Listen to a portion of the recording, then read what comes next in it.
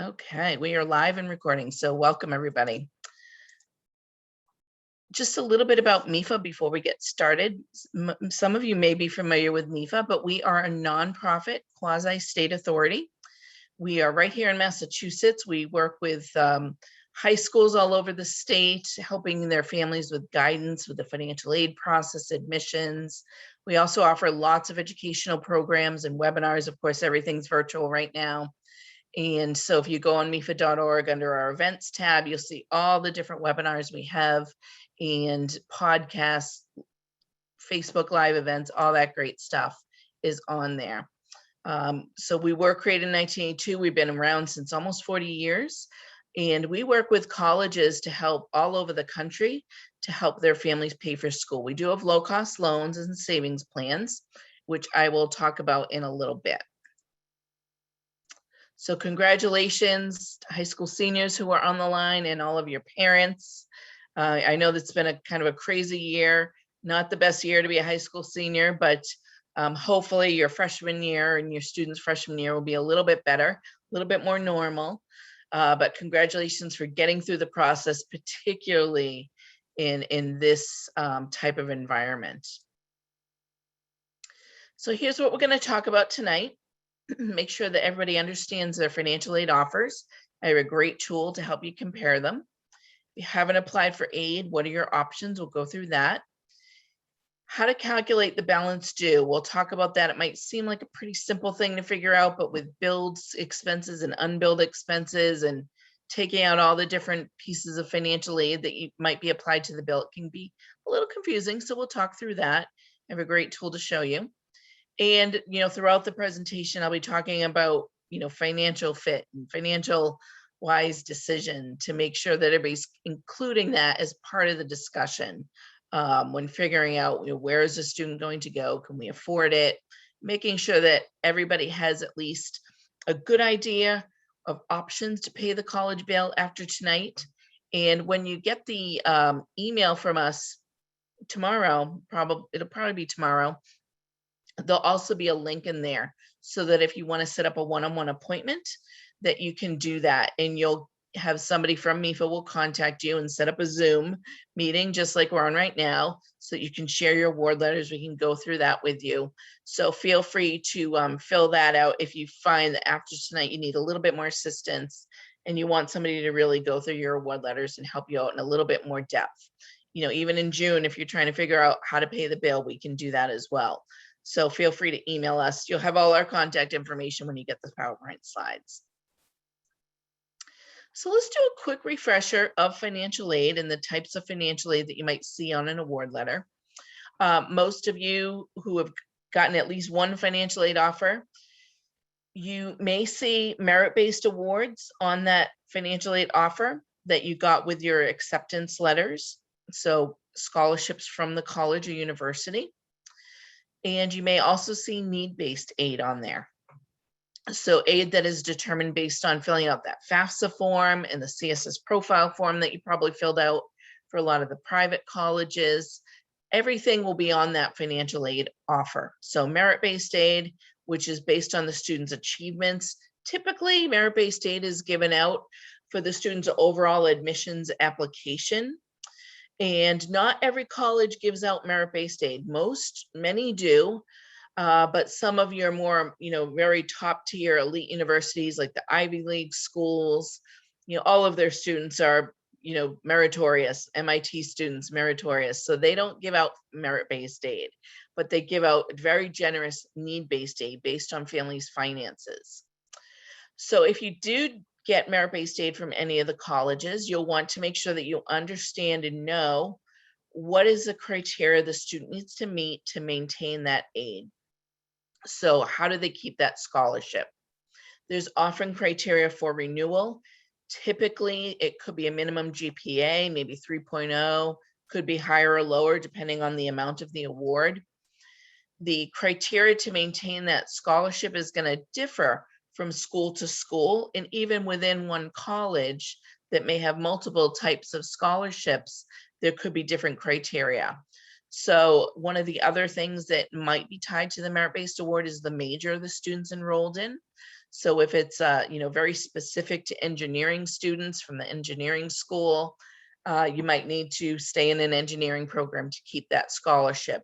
But it really depends. The advice I would give you is to make sure that you're either, it might be on your admissions letter that announced the scholarship. Sometimes the criteria is on there, or you can just call the admissions or financial aid office and they can help you out. And it could also, it's usually on the school's website too. So that's merit-based aid. There could be athletic scholarships, but most merit-based aid is by the overall admissions application. Excuse me.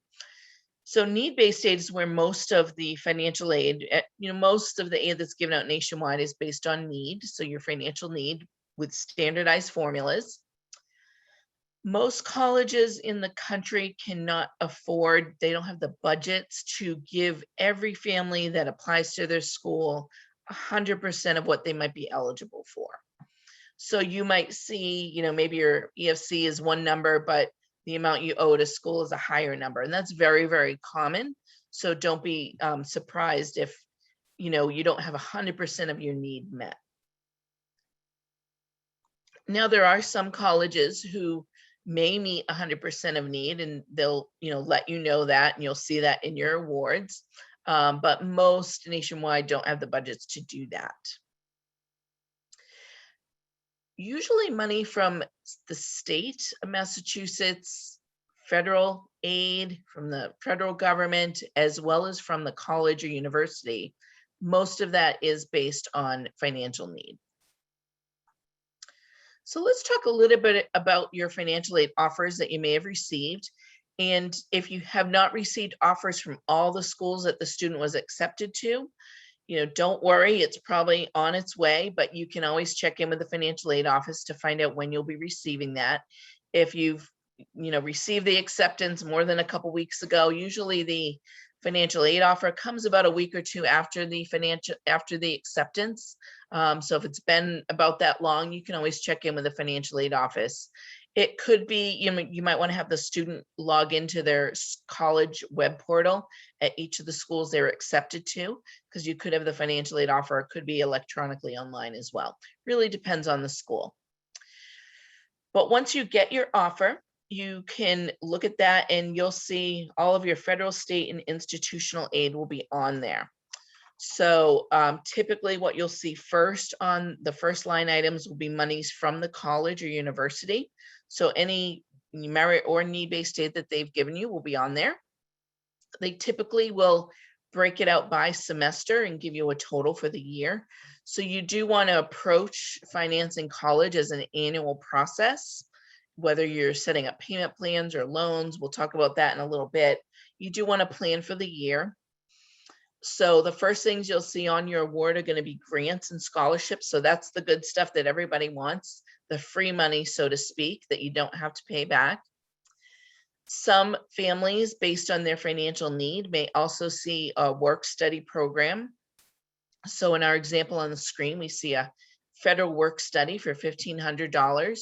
So in this example, this student can earn up to $1,500 through a part-time job on campus and earn this money in a biweekly, usually a biweekly paycheck that's deposited into their account, so that they can use that money to pay for some of the unbilled expenses like books, miscellaneous expenses, supplies, pizza money, that kind of stuff. And I do recommend that if students are able to either get a work study job, or if you're not eligible for work study, get a part-time job on or around campus. 10, 15 hours a week is not going to, shouldn't affect the student's study habits. They're not in class every single day, all day. So there's plenty of time to get a part-time job to, earn a little bit of spending money. Less times that they'll have to, text you or say, Venmo me a few bucks. You won't have to do that if they're, working and able to, help themselves out for their spending money. So that's always a good idea.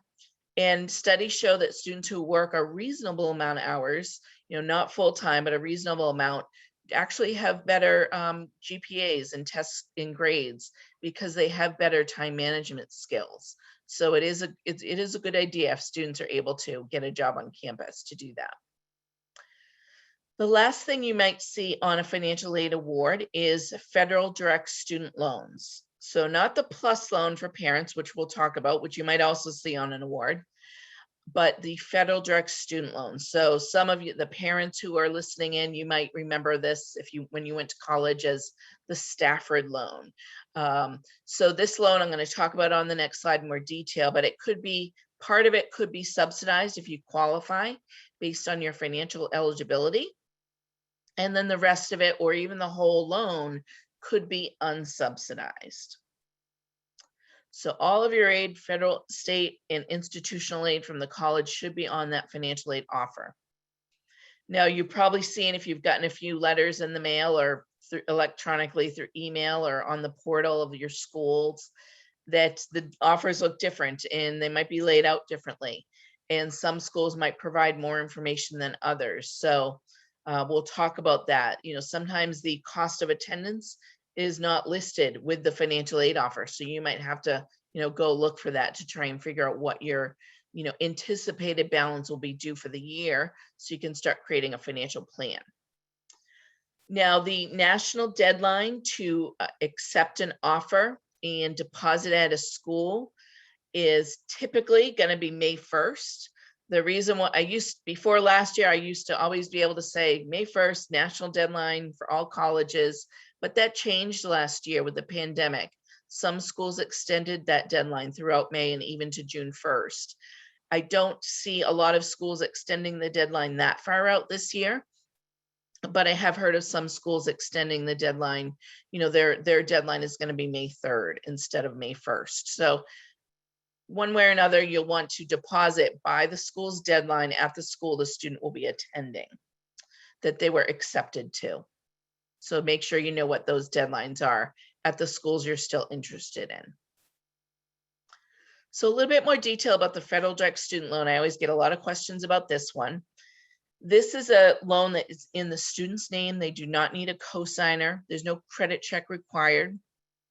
It's a great way for the student to help contribute towards the college bill, just like the merit-based aid that they may have achieved and received.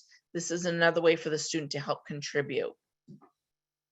The rates on this loan are very low, 2.75% right now for this current academic year. For students who are going to be freshmen next year, that rate will be announced next month and will go into effect on July 1st. So the rates are typically pretty low, fixed rates. Again, it could come in two flavors, subsidized and unsubsidized. So the maximum amount that a freshman can receive is $5,500. So they can't borrow $20,000 a year on this loan. There's caps on how much they can borrow.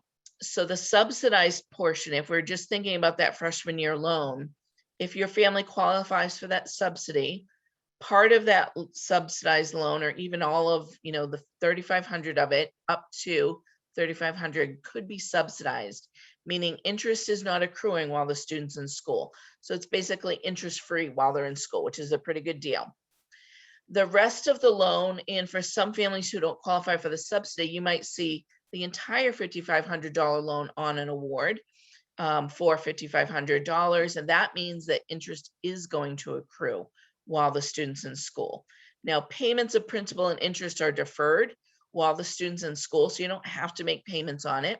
But you can make voluntary payments, especially on that interest that's accruing, so that when the student graduates, that interest that accrued, if you pay that off earlier, it won't capitalize and be added to the principal balance. There is a small fee deducted from this loan amount. So 1.057%, it's around $70 or so for the freshman year.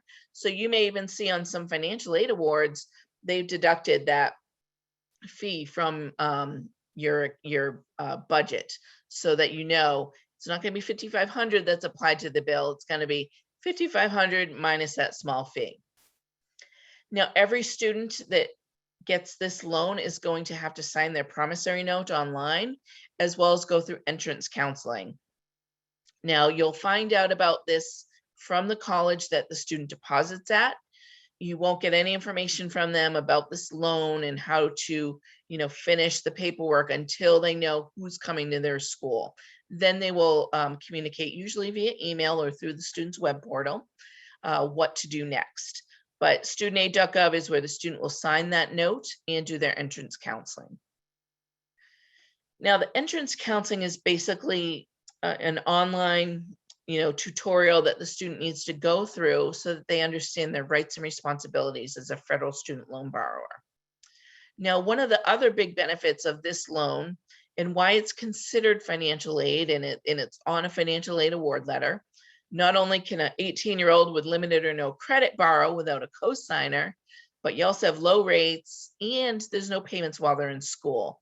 And when they graduate and go out into the real world, they will have several different repayment options, much more than you would see with, a regular bank or private loan lender. So there is a lot of flexibility there, and they can defer for graduate school as well, military, Peace Corps. There's also forgiveness programs for this loan, which I think I have a slide that talks a little bit about that later. So that, it is not your regular typical loan. When we're hearing in the news about potential forgiveness of loans, whether it's 10,000 or 50,000, who knows if that will even happen. This is the loan they're talking about where students will receive potentially forgiveness if that all is signed into legislation.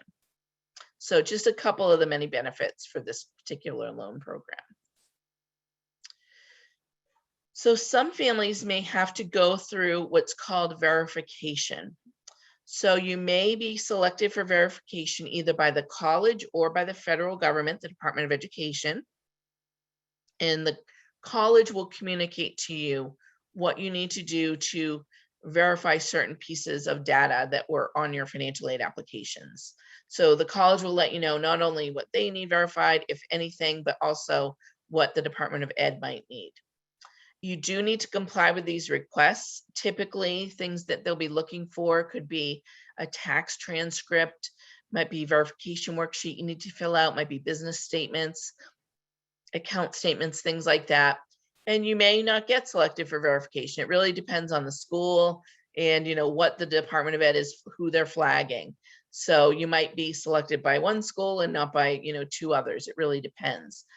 But until you've provided the college what they're looking for, your aid is not complete. It's not finalized, and it won't be credited towards your bill until you finish this piece. So you can typically log into the college's web portal for any communications from them as well. So make sure that the student is regularly logging into their web portals at all the colleges. So we have a nice big crowd tonight. We have a bunch of people who've logged in since we got started. Just want to remind everybody quickly that we are recording this webinar and we will share slides afterwards. So you don't have to write down all the websites and tools we're talking about. But feel free also, for those who just joined us, to send questions for me through the Q&A, and I will stop periodically and answer those. So if you haven't applied for financial aid, it's not too late to do so. You can still file that FAFSA. Even if you're just looking for the student to take out that federal direct student loan, you still have to file that FAFSA. The deadline for state aid, so here in Massachusetts for need-based aid, is usually going to be May 1st. And so all federal aid that you might be eligible for, including, a federal plus loan, a parent loan, you'll need to file the FAFSA. Now, many colleges' deadlines for their own institutional aid have likely passed, but you can check in with them to see if, it's still, an option to get any aid from the college. But some families, maybe they think, okay, I make way too much money. We're not going to get any financial aid. It's not worth filling out the forms. I've heard some families say that. I always say, file anyway. You never know, because some of these colleges might cost over $80,000 a year. So, maybe your family's contribution is really high at $60,000. That means you're still eligible for about $20,000 in aid, even at, with a family who might have a very high family contribution. So you never know unless you apply. So we always encourage families to apply for financial aid. But if you don't do that, there are other options to pay the bill that are available, such as payment plans through the college, which I'm going to talk about. I have a whole slide to talk about that, and private loans, such as loans through MEFA or other, private education lenders. that do not require the FAFSA. So a little bit about the wait list. Let's talk about that. Because some students may have been put on the wait list at some of the schools they applied to. And, colleges have, many of them have very long wait lists and selected very few students off the wait list. I was talking to, a top tier, elite university, wasn't an Ivy League school, but maybe, close to being an Ivy League school. They get 1,500 people on the wait list and they accepted 7 last year. So it really depends on the school, how many students they will have on the wait list and accept from it. But they're basically going to use this wait list to form their class. So, maybe they're looking for, more students who are in a particular major that they want to fill.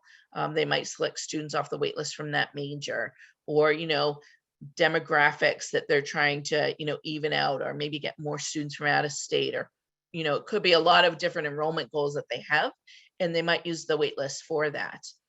So just know that if the student has been put on the wait list at a school that they're still very interested in, you're still going to need to deposit at one of the schools they were actually accepted to.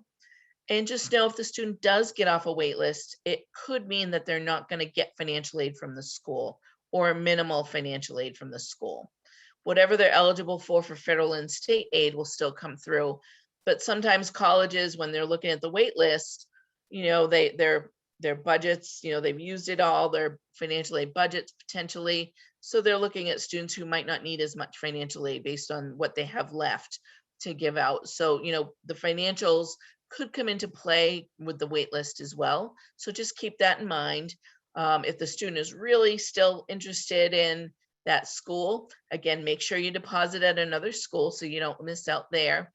But you'll also want to formally accept your spot on the wait list. So the student will have to do that. Doesn't hurt to write a short note to the admissions counselor that they've been working with, send in any updated grades or test scores that might boost that admissions application. Anything that they can do to show their demonstrated interest will be helpful.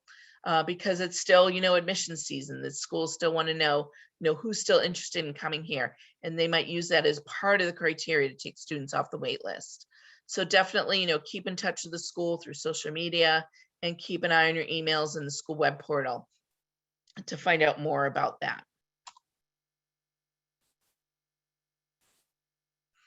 Okay, so I do see some questions. I'll get to those in just a minute.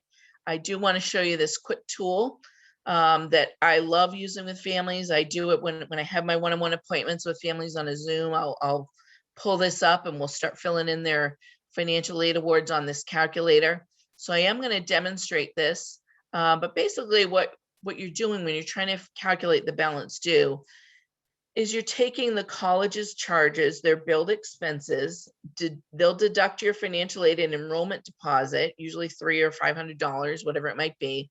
And whatever's left over, that's what your balance is due at the college. There's also going to be unbilled expenses. So there's direct expenses and indirect expenses. Those are part of the cost of attendance as well. Books, supplies, miscellaneous expenses, things like that, transportation expense. Those are all part of the cost of attendance, and your financial aid offers were determined based on that larger cost. So that could, potentially increase your eligibility. It's not just on the billed costs that they're looking at. So let's go through the calculator real quick. And again, you'll get this PowerPoint, and on the very first slide, you'll see MEFA.org/college bound. That's our website that we've created that has all the tools we're talking about on one landing page for you, so that you don't have to go on MEFA.org and try and find these tools. It's all going to be on that special landing page that we created. So first I'm going to, I'm just going to fill in one school for timing's sake, just so you can see how it works. And you can use this tool. You can add up to 4 schools here. You can create a spreadsheet that uses the same line items, however you want to do it. But I always find this exercise very helpful to really kind of line up the awards side by side. So you can see What are the schools charging for tuition, room and board? What are they, giving for free money for merit aid, for example? Or, are they just putting in additional loans? What do the awards look like side by side? Because, some schools might have a much higher cost than another one you're accepted to. But once you deduct all the financial aid and go through this exercise, it might be, the same out-of-pocket costs or even less. So it's good to go through this. So let's pretend that we are looking at a private college here. And so I'm just going to put in the tuition fees, which will always be a billed cost. If the student's living on campus, they will have room and board costs. So let's put that in here. And books and supplies, there'll usually be a line item with the cost somewhere either on the website or in the materials they sent you that tells you what to budget for the unbilled expenses. So here are the books and supplies are going to be an unbilled cost. And that is something that the student can purchase either online or through the bookstore. There's ways you can reduce those costs by using online books, virtual books, maybe used books, things like that, just to reduce that cost for yourself and for the student. So I'm going to put I'm making up numbers here, but kind of just based on awards I've seen. Transportation is another unbilled cost, but it is a cost that schools consider. Depending on where the college is, based on where the student lives, will depend on the transportation costs that they give you for a budget. So I'm just going to pretend that this college is in Massachusetts and the student lives in Massachusetts. So we have a smaller transportation cost than if they had to fly to California.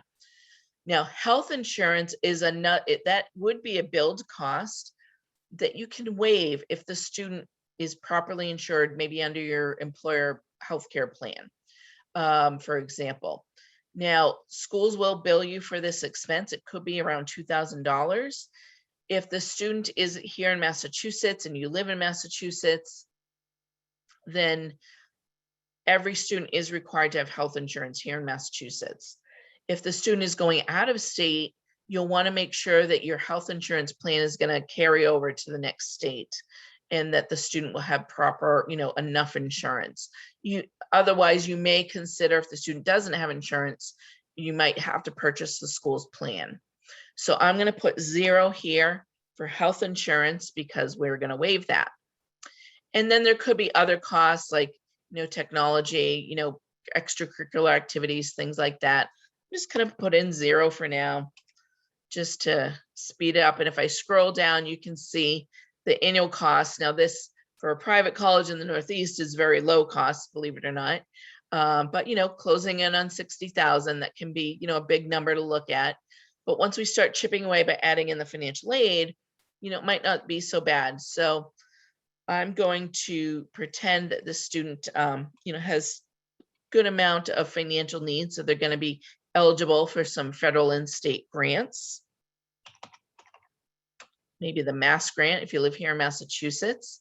And then you can total up any grants and scholarships from the college and put that in here. So let's pretend they're giving the students $100,000 scholarship. So $25,000 a year for 4 years. And then if you have any outside private scholarships that the student has already received, you can put these in the calculator as well. You are going to have to report all the outside private scholarships so that you might have received from your local community, through civic organizations you're a part of. Maybe the student applied for scholarships online. I do have a slide to talk about scholarships in a little bit, so I'll get to that. But you can add them in here just so you can figure out, what is my final balance here. So I'm just going to leave it blank for now because maybe the student isn't going to find out about their local scholarships till graduation. And you'll notice that we put here, we separate the gift aid, the free money of grants and scholarships, from the direct student loans. You do want to think about those as 2 different types of aid because you have to pay those loans back. So we'll put in our subsidized loan, $3,500, and the rest is going to be unsubsidized up to $5,500. So that's $2,000 there. If the school has their own institutional loan, or maybe they've put another type of loan on the award letter, you can put that in here. But just know if you do see a plus loan, a federal plus loan on a financial aid award, some colleges might, put a plus loan on award to make the gap of what they're giving in aid and what you have to pay look a lot smaller. So that a plus loan is not financial aid. Just know that it is a federal loan that parents take out, but there's lots of other loan options to pay the bill as well that might be cheaper. So I'll talk, throughout the night, I'll talk a little bit about MEFA, because we do have some low cost loans with no fees, which are, actually cheaper than the plus loan. So that might be, it's good to just look at all your options before you decide if you need to borrow. So we'll talk a little bit more about that in a minute. And then under other resources, if you have, grandma said, I'm going to give them $5,000 a year, you can plug that in here, or maybe you have a college 529 plan. So maybe you were able to save in a 529 plan.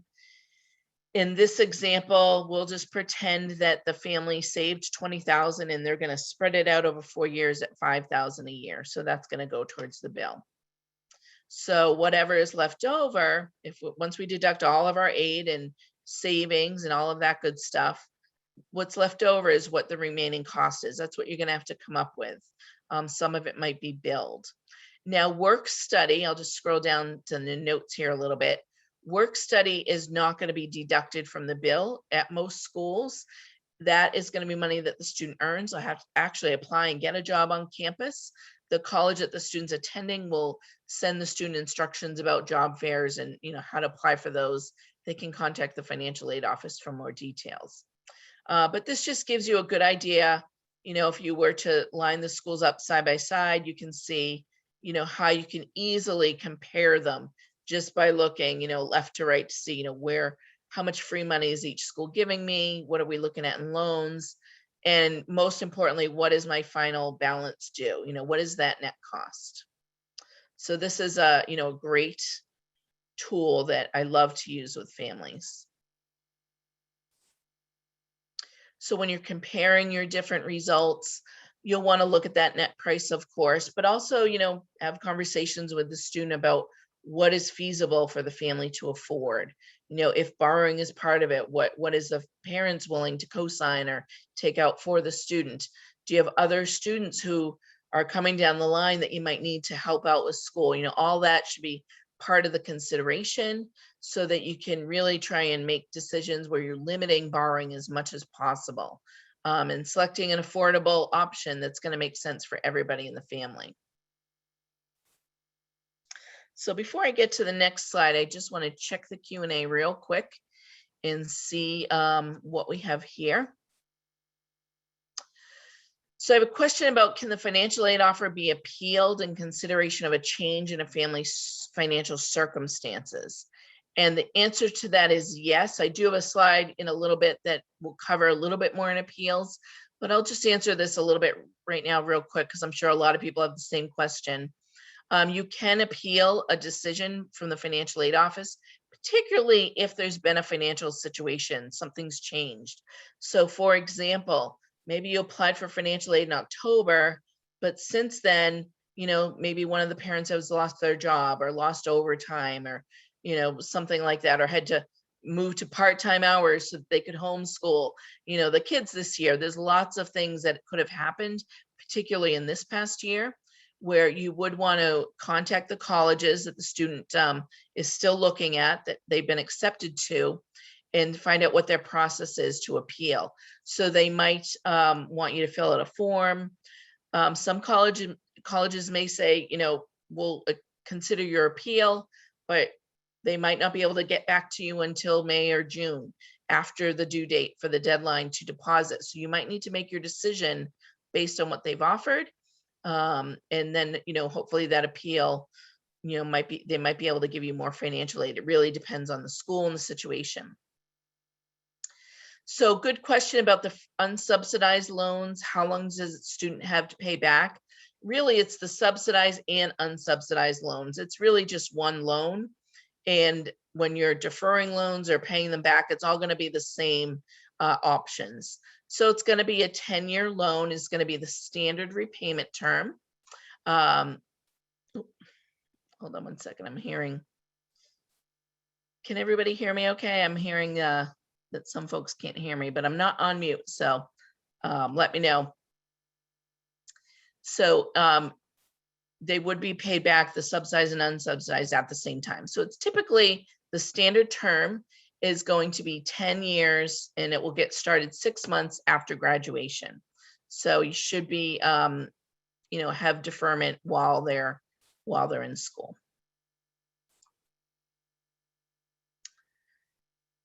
So I did just get a note that somebody can't hear me, but I believe if you can't hear me, part of the audience, just let me know in the Q&A. Just send me a quick message.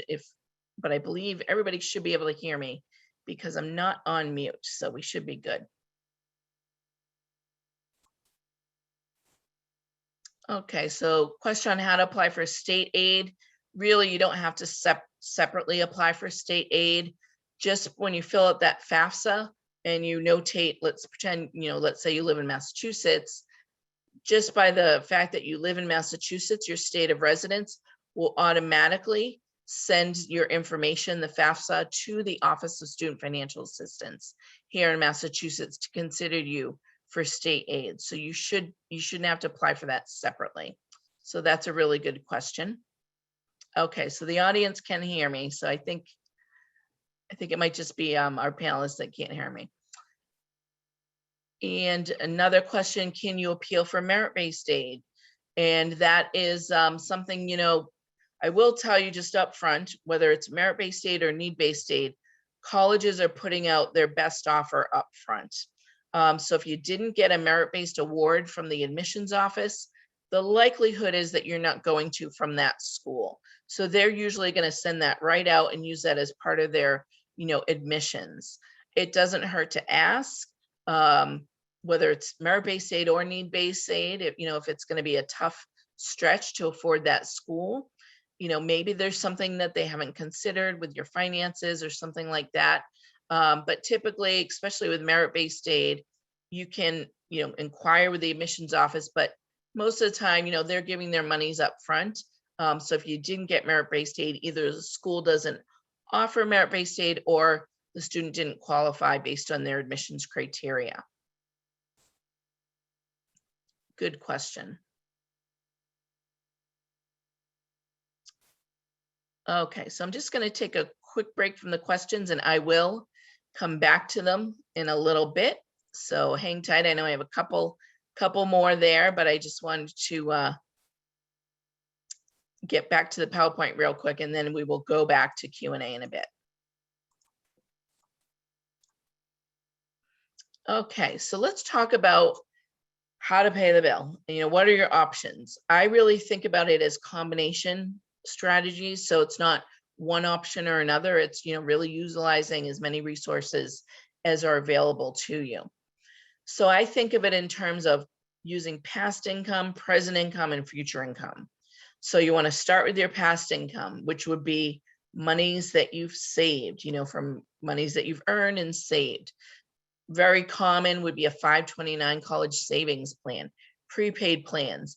Dig out those old savings bonds that the students got, from their christening when they were babies or first communions, all that good stuff. Dig all that out. See, if grandma, grandpa, aunts or uncles, godparents are looking to maybe help contribute. Maybe they've already told you we have a 529 plan of our own for the students, which is very, very common. You'll want to just kind of take stock of what you have in savings, and don't feel bad if you haven't saved 100% of what you're going to need, because most families haven't. And some families haven't been able to save anything, and that's okay too. It really just depends on the family. But it's a great time to think about, what have you saved and how do you want to use those savings? So if you've saved through the MEFA savings plans, the information is right here for you to give us a call. If you have a U plan, which is the prepaid plan here in Massachusetts, you can give us a call or go to your online account and see how much are your U plan certificates worth at any of the participating schools. And if the student's going out of state, they might want to cash out your certificates. You may have also, or instead of, saved through the U Fund, which is the 529 plan here in Massachusetts. So here's the number here. You can give Fidelity a call. They service the plan and manage it for us.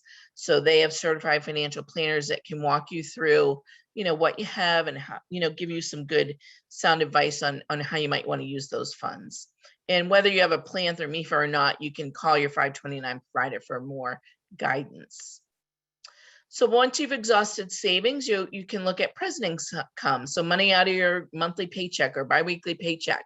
Maybe you want to just kind of put a little bit away each paycheck into a savings account, so you have a little built up for the time the bill is due each semester at the beginning of the fall or spring semesters.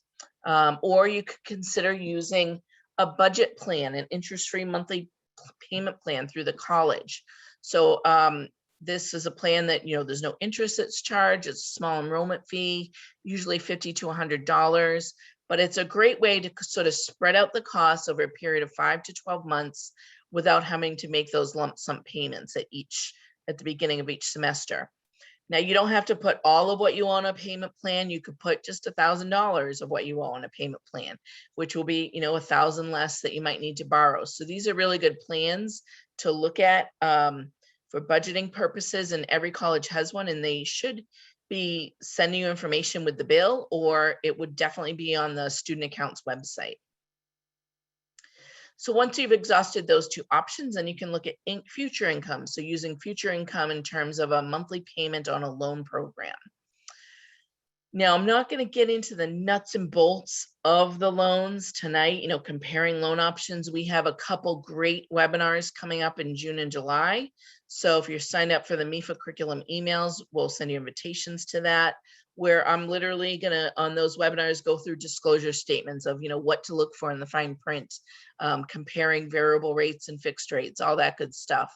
But it is important to do your own shopping. And you can start doing that shopping now and kind of thinking about what you might need to do if you do need to borrow. But you want to really try and use this as a last resort. It might be easier if you owe $20,000 to just take out the loan for $20,000. But if you can afford to put more than that minimum monthly payment on the loan towards a payment plan, go ahead and do that and borrow a little bit less.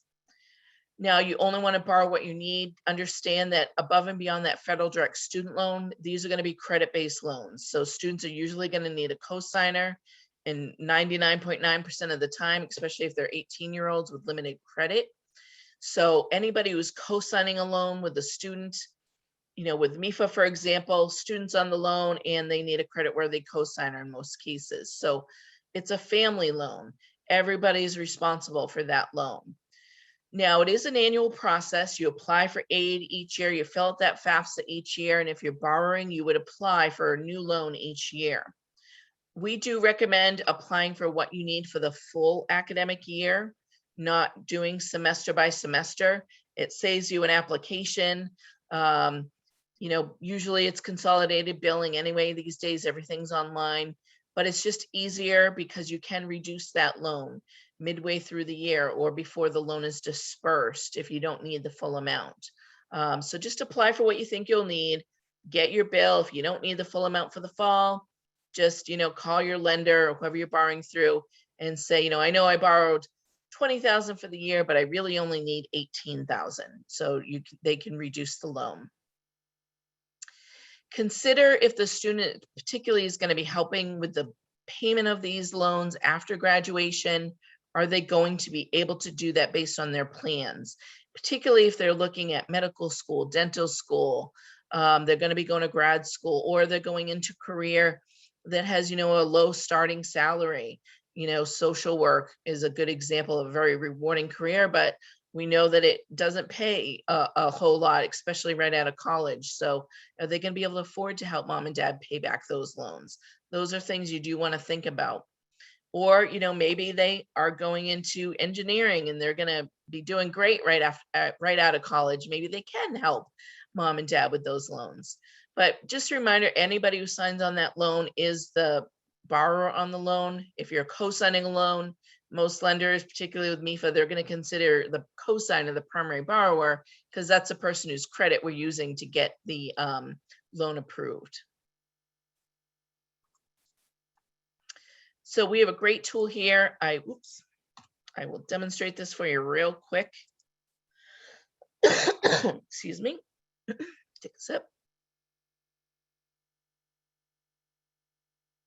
So this is MEFA's student loan payment calculator. Now this is only going to show you information on the MEFA loan programs, but other lenders have calculators like this, and playing around with this calculator is just a good way to just run different scenarios. So let's pretend we're looking at 20,000, maybe that's what we owe. And we have a freshman, so it's going to be 4 years before graduation. Rates are typically based on credit scores, as well as the rates are typically also based on the repayment option that you might choose. So I'm going to say I have good credit. That's right in the middle there. And then it lines all the options up. Now, again, these are just MEFA options, but it gives you a tool to play around with to run different scenarios. So if I borrow 20,000 versus 15,000, what's the changes in the monthly payments? What's going to be the change in the overall cost? And you can see here what the payments will be when they're in school as well as out of school. So if you defer, you're not going to make payments while they're in school. But you can also see, if we start with the left, if you do an immediate repayment, pay while the student's in school over 10 years, that's going to have the lowest rate. You go up to 15 years, it's still a low rate, but it's a little bit higher, and it kind of climbs from there. So the further you push out repayment, the higher the potential risk of the loan, the higher the interest rate. So it's all based on that. Another important number to look at when you're comparing loan options is the total cost of the loan. That's going to be on disclosure statements. It should be on the lender's website. And that's the number that you'll really want to focus in on, because that's what you'll pay over the life of that loan if you make minimum payments for the life of that loan. So that's, the maximum that you might be paying. So it's just good to, really think of, okay, what is the total cost? I'm borrowing 20,000, but if I did this 10-year loan, I'm really going to be paying back about 25,000. So just to sort of wrap this piece up, if we're looking at, combination strategy, if you do owe 20,000 as an example, looking at savings, maybe student works over the summer, puts 1,000 towards the bill. Mom and dad save 16,000, so they're going to divide it up over 4 years, 4,000 a year. There's 5,000 off our $20,000 bill. Then we look at, okay, we still owe 15,000. Do we want to put on a payment plan or a loan, maybe a combination? In this example, the family said, okay, we can afford $600 a month, which is $500 more than the minimum loan payment for, about a $15,000 loan. So let's put some on a payment plan. So they're going to do $500 a month on a $5,000 payment plan. So we've chopped our bill in half before we borrowed, but still need to borrow $10,000. And that's going to be about $100 a month. So total of about $600 a month, which is their affordable payment option. So this is what I'm talking about when I talk about combination strategies and, kind of mixing it up and looking at all your options before you take out a loan. So I'm just looking at the clock here. I'm going to keep going, and then I will get to the Q&A in a bit. So timing, I don't have much more to cover, so I want to get through what we have, and then I have a few questions in there. So I am going to answer your questions, so just hold tight. So paying the college bill, what's the timing going to look like? So of course you're going to deposit by May 1st. That deposit will come out of your fall bill. And then once the school knows, okay, your student's coming here, that's when they'll start communicating to the student about their federal student loan, signing that promissory note. That'll happen over the summer. Your fall bill will come in June or July and be due about 3 to 5 weeks later, depending on the school, in July or August. If you are needing to borrow, you'll want to, think about filling out that application online. Give yourself a cushion of a couple weeks before the bill is due so that you're not scrambling at the last minute. Now, everything is electronic these days. I'll use MEFA as an example. It's an instant credit decision. You press submit, a few seconds later, if you're approved. and then you can sign your paperwork online. So you can realistically have it all done in a half hour, or even less, depending on how quick you are. But, give yourself a cushion just in case there's something pops up on your credit report that you weren't aware of. So that, something could happen. You just don't know. Give yourself a little cushion so you're not stressed, right before the bill is due. And if you do fill out your loan application or, set up your payment plan, in advance of the bill being sent out, that might even show as a deduction from your bill as well. Okay, private scholarships. I promised I would talk about this. Hopefully you've applied through your local community, maybe through the local high school. I know that, at the Catholic schools, they share, a lot of them might, excuse me, I'm losing my voice here. A lot of them might share, scholarships that they're aware of in the towns that the students are living in. But you can also look through your local community organizations that you might be a part of.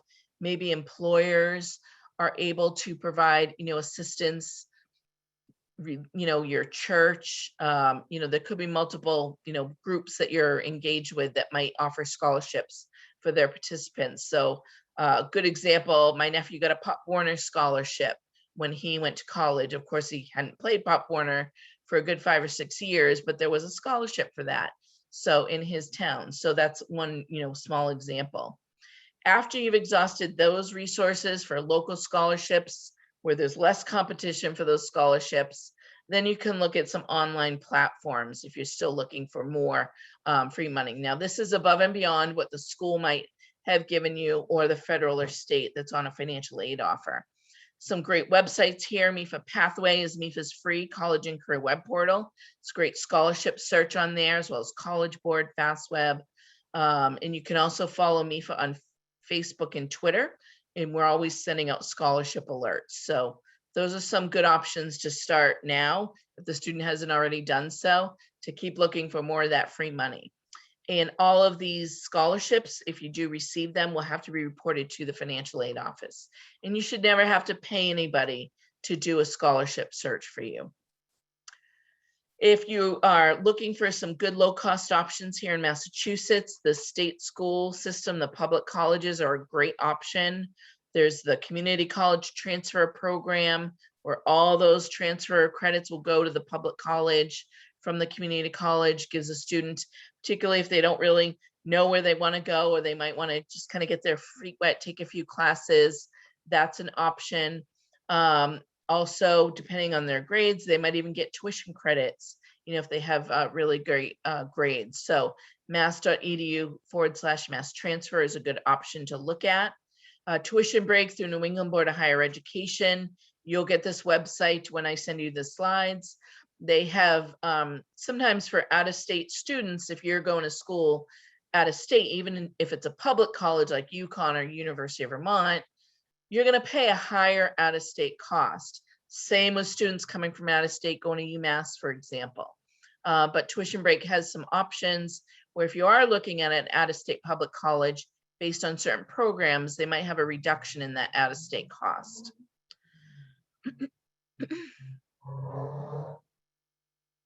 So you do want to utilize your financial aid office as a resource. We talked briefly about appeals earlier.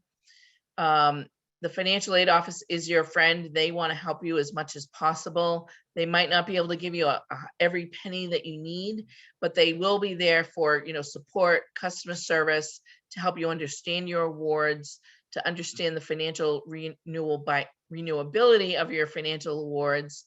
That's where you'll report any outside private scholarships, so those will have to be added to your financial aid award. If you're looking at appeals, so special circumstances, that's who you're going to do that through. Typically, they'll want you to fill out some sort of form and provide documentation, but get in touch with them if you do think you might need to appeal.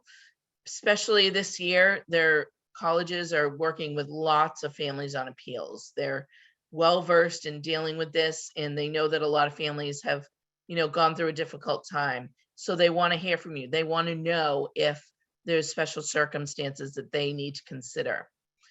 Right now, a lot of schools are working remotely. because of the pandemic. So a lot of officers are working remotely. So email's a great way to get in touch.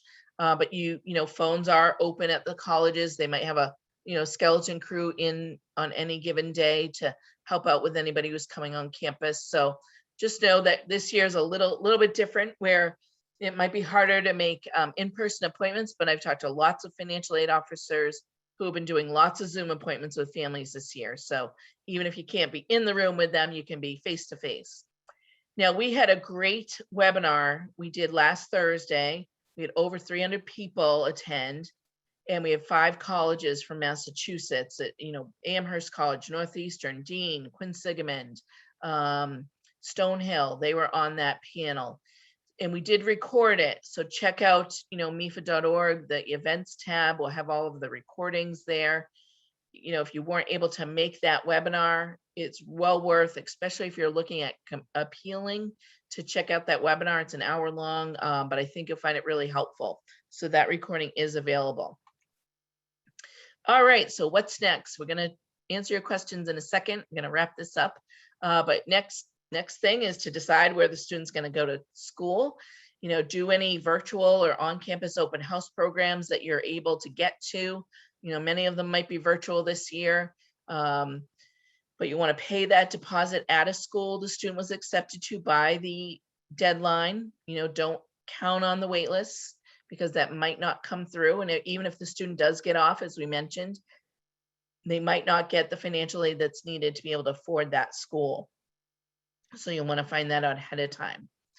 We have a picture here of a family that's sitting at the kitchen table, having what I like to call a kitchen table conversation about how to pay that balance due, so that students understand, what sort of, contributions mom and dad are able to make or willing to make, and what their contribution is going to be. Making sure that they understand what their merit-based award requirements are, so that they don't lose their scholarships, things like that. Sign up for MEFA emails right on our website, mefa.org/collegebound. That's the site I told you about earlier, which is a landing page. Everything we're talking about tonight is going to be on that page.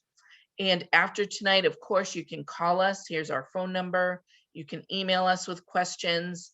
You can also fill out this appointment request if you want a one-on-one virtual appointment. And we'll have a link to that in the email I send you tomorrow as well, to set up that appointment. We definitely want you to follow us, Facebook, Twitter. Our YouTube channel has all of our recorded webinars, so you can find our information there. That's all really helpful for families.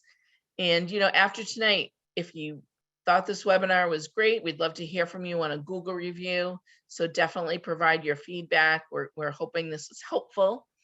So let's see, what do we have for time? We are right at 7:30. So I like to try and get the formal presentation in under an hour, and then everybody who wants to stay can stay for questions. But for those who might need to hop off, I do want to thank you for coming tonight, and thank you, Judy and BC High and the Catholic School Counselors Association for hosting tonight and getting the word out to families. We had over 80 people at one point on the webinar, so that's a great turnout. So let's get right into questions here. Let me just pull this up real quick.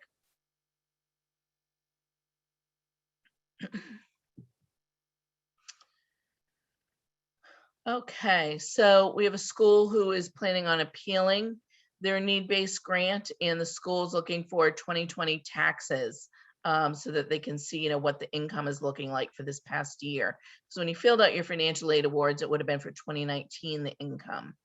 And whether or not the school will give more money to the student, really depends on what they're looking at, but they typically won't decrease their aid based on, additional documentation.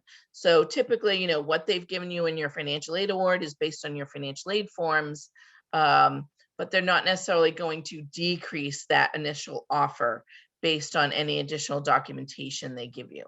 So I wouldn't be too worried about that. If you need to appeal it, you should definitely do that. Question about depositing at more than one school if you have appeals pending at a specific due date. If you just have to be prepared that you will lose a deposit at a school. So it could be money out the window if you deposit to more than one school. Typically we advise not to do that, but if the school the student really wants to go to isn't going to tell you about your appeal until June, and they've already told you that, and you know that if you get that appeal, you're going to go there, then you might consider depositing at 2 schools. But we typically recommend depositing at just one school, just for, financial sake. And you do want to let any school know that you're not coming if you decide not to attend those schools also. It's just, a common courtesy not to deposit at more than one school. But if you have an appeal pending, that might be a special case. So questions: if you did not receive any financial aid from the state of Massachusetts on a financial aid award, then you probably just don't qualify based on your finances. So need-based aid from the federal and state government is really delegated to families with the highest financial need. So not everybody is going to qualify for that. So you might not see that. If you don't see it on your award, then you probably didn't qualify for that type of aid. But if you do see the subsidized and unsubsidized loan on there, then that would be the financial aid that you qualified for. So great question. Can you continue contributing to your 529 while the student is in college? And the answer to that is absolutely. You can do that because you still have 3 or 4 more years left to go. And maybe the student is thinking about graduate school and you want to use the 529 for graduate school. So definitely keep contributing to the 529s, particularly for younger students. And, especially if you don't need to borrow and you have the resources to continue contributing, then definitely do that if possible, because it's not gonna go to waste in most cases. Excuse me. So question about, are all students eligible for direct student loans, or is it based on family income? And the answer to that is yes, all students, regardless of income, can get the direct student loan as long as you file the FAFSA. The difference is not every family is going to qualify for the subsidized portion of the loan. So that is going to be based on your financials.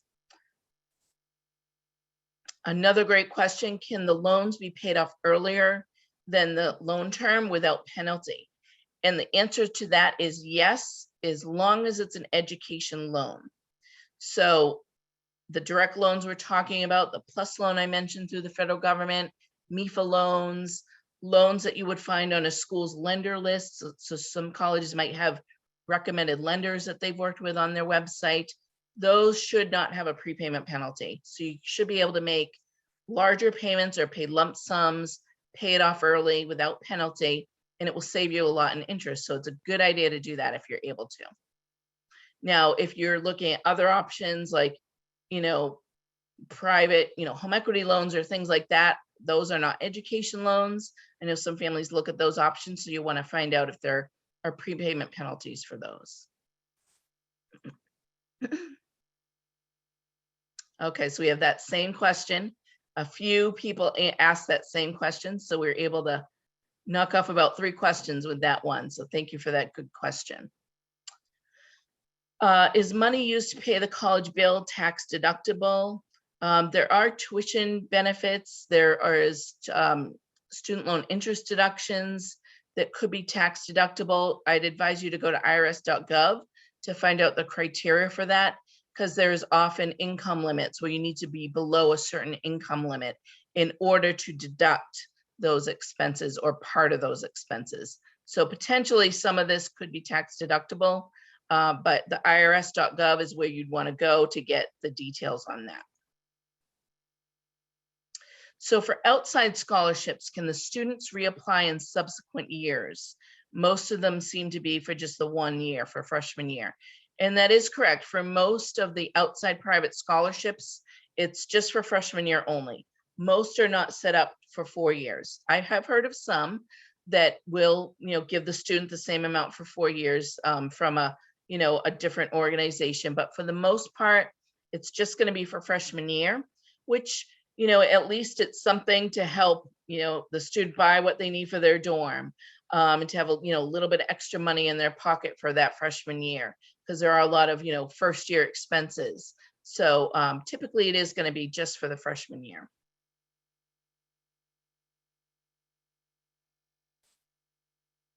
Okay, so I have a question about MEFA rates. They are actually not, they're actually very low, competitive in the industry. MEFA being a nonprofit, just asking about the rates. We do have fixed rates, and they are lower than the federal parent loan rate, much lower. So, that's just the rate for this current year that I showed you, but we do look to reduce, offer the lowest rates each year, but as a comparison, how MEFA compares to other education lenders, we're often, the lowest or one of the lowest out there. So question, would an outside scholarship affect an unsubsidized loan award? Typically, the answer to that would be no. The student should still be able to use that full unsubsidized loan. But if you're wondering how a outside scholarship will affect your financial aid award, you can ask the college how they would treat that. It usually doesn't come into play unless you have your full need has been met by the school and you have a lot of grants and scholarships. You usually don't, it's usually not affected unless you have a really good financial aid award where a school has met 100% of your need, because they can't over award you. So sometimes they might, reduce a loan versus reducing scholarship aid to fit that new scholarship in. But typically most schools will apply outside scholarships to any gaps in the financial aid award.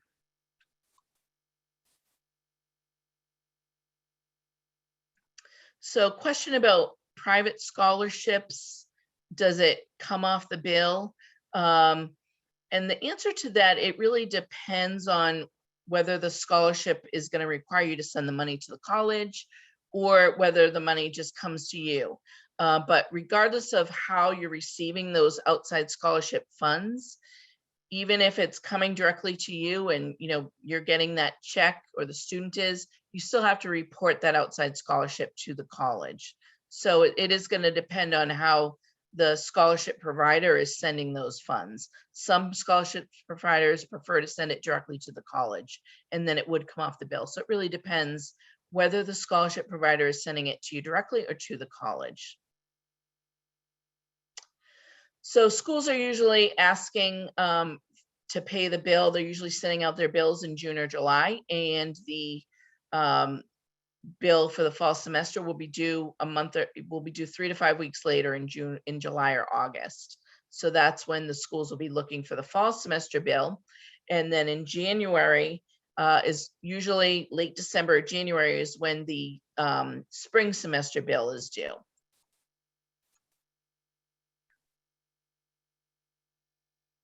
So question, if you want to apply, what is the process? We have tons of information on MEFA.org about the financial aid process and webinars you can check out. It's much too long to explain in a quick 2-second answer, but FAFSA is the form that you would fill out to be considered for federal and state aid. And you can check in with the colleges the student's applying to see if there are additional forms that they might need to fill out. So question about specifically about the MEFA loan. If they leave Massachusetts to live or work in New York, can the loan be renewed next year? The MEFA loan is a private loan. It's a credit-based loan. So there's no criteria that you have to live in Massachusetts or go to school in Massachusetts. We are a national lender, so anybody from any state can apply for a MEFA loan, regardless of what college the student is going to. It can be used at any college in the country. So there's no Massachusetts connection that's required any longer for the MEFA loan.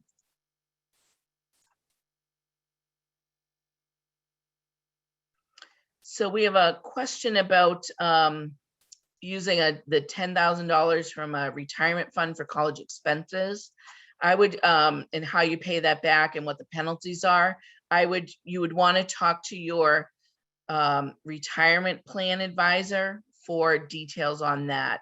That you'd want to talk to a certified financial planner about using money from a retirement account for school. We typically don't recommend using retirement funds for college because it's, you know, going to take longer for the parents don't have as much time to recoup those assets. And there are, could be better ways to use those funds, like maybe a payment plan or, other savings. But in order to answer that question, you should definitely talk to your retirement fund advisor to get advice from a certified financial planner on using retirement funds for college.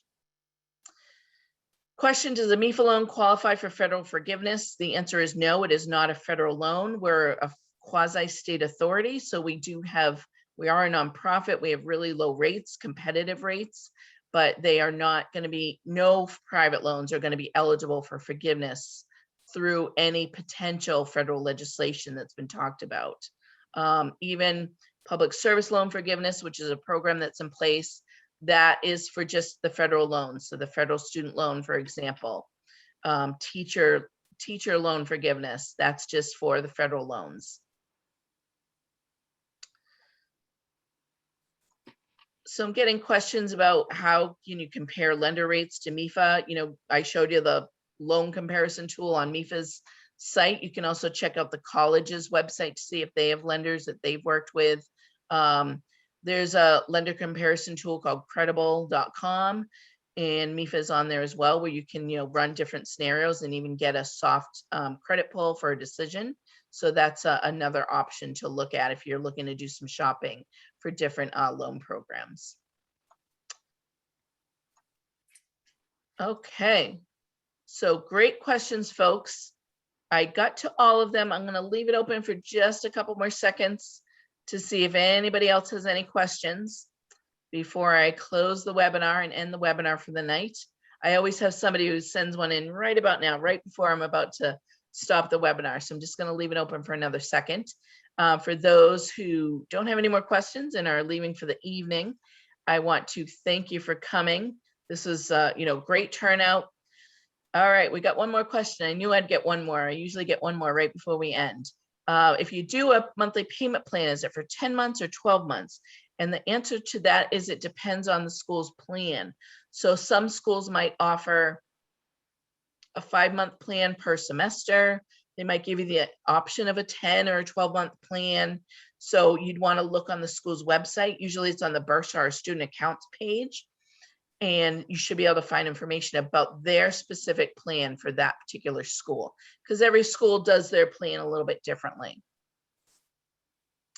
Great questions. I got a few thank yous, so you're welcome. I'm glad we could be helpful tonight. And we don't have any more questions, Judy, so I think we're going to end the webinar for folks. And just want to thank everybody for coming tonight. Yes, thank you, Stephanie. We appreciate it very much. And I'll give you a round of applause like we usually do. And we hopefully I'll see you soon. I realized I just put my camera on. I've lost my lighting because the sun went down. I don't have my lights on in my apartment except my little tiny ring light. So sorry about that.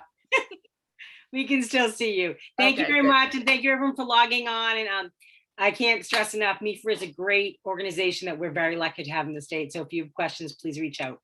Great. Thank you, Judy. And thank you, everybody. Have a great evening and good luck. Bye-bye. Get in touch if you need help. Thank you. Bye, Judy.